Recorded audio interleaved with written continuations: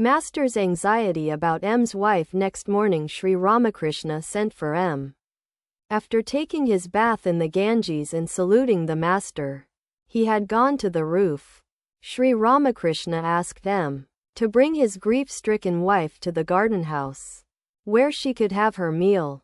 The master said to M, by a sign, ask her to come. Let her stay here a couple of days. She may bring the baby. M. Yes, sir. It would be fine if she developed intense love of God. Sri Ramakrishna again answered by signs.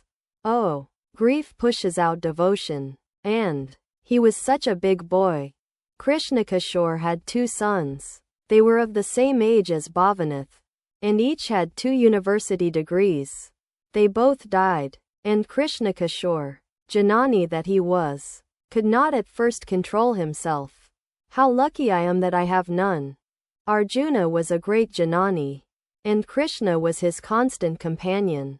Nevertheless, he was completely overwhelmed with grief at the death of his son Abhimanyu. Why doesn't Kishori come? A devotee. He comes to the Ganges every day for his bath. Master. But why doesn't he come here? Devotee. I shall ask him to come. Sir. Master. Why doesn't Harish come?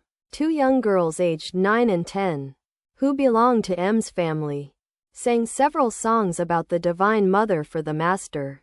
They had sung for him when he had visited M's house at Siapakor. The master was very much pleased with their songs.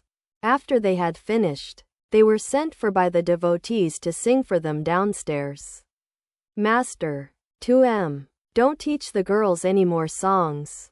It is different if they sing spontaneously, but they will lose their modesty by singing before anyone and everyone. It is very necessary for women to be modest. Flowers and sandal paste were placed before the master in a flower basket. He sat on his bed and worshipped himself with these offerings. Sometimes he placed flowers and sandal paste on his head, sometimes on his throat, sometimes on his heart, and sometimes on his navel. Manamohan of Kanagar came in and took a seat after saluting the master. Sri Ramakrishna was still busy with the worship of his inner self. He put a garland of flowers on his own neck.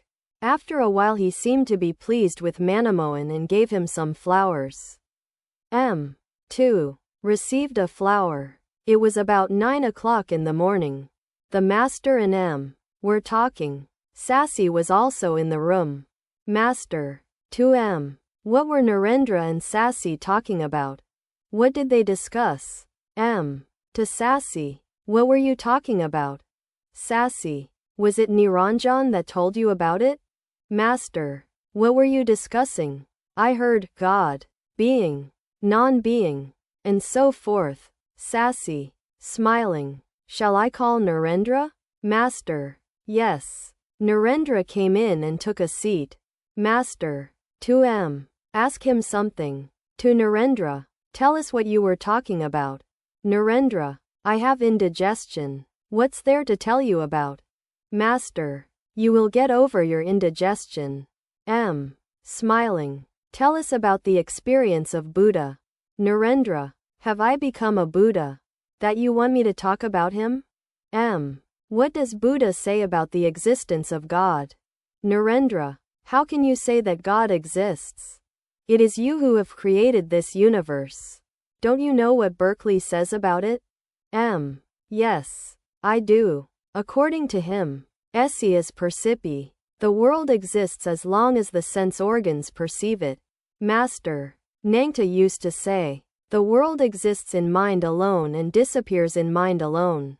But as long as I consciousness exists, one should assume the servant and master relationship with God. Narendra. To M. How can you prove by reasoning that God exists? But if you depend on faith, then you must accept the relationship of servant and master. And if you accept that and you can't help it, then you must also say that God is kind. You think only of the suffering in the world. Why do you forget that God has also given you so much happiness? How kind He is to us. He has granted us 3 very great things. human birth, the yearning to know God, and the companionship of a great soul. All were silent. Master. To Narendra, I feel very clearly that there is someone within me. Dr. Rajendralal arrived and took a seat. He had been treating the master with homeopathic medicine. When the talk about medicine was over, Sri Ramakrishna pointed out Manmohan to the doctor. Rajendra, he is a distant relative of mine. Narendra went downstairs. He was singing to himself. Lord, thou hast lifted all my sorrow with the vision of thy face, and the magic of thy beauty has bewitched my mind. Beholding thee, the 7 worlds forget their never-ending woe. What shall I say, then, of myself, a poor and lowly soul? Narendra had a little indigestion. He said to M. If one follows the path of bhakti, then the mind comes down a little to the body. Otherwise, who am I? Neither man nor God. I have neither pleasure nor pain. It was about 9 o'clock in the evening.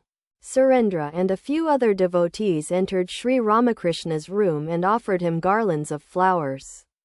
Baburam, Latu, and M. were also in the room.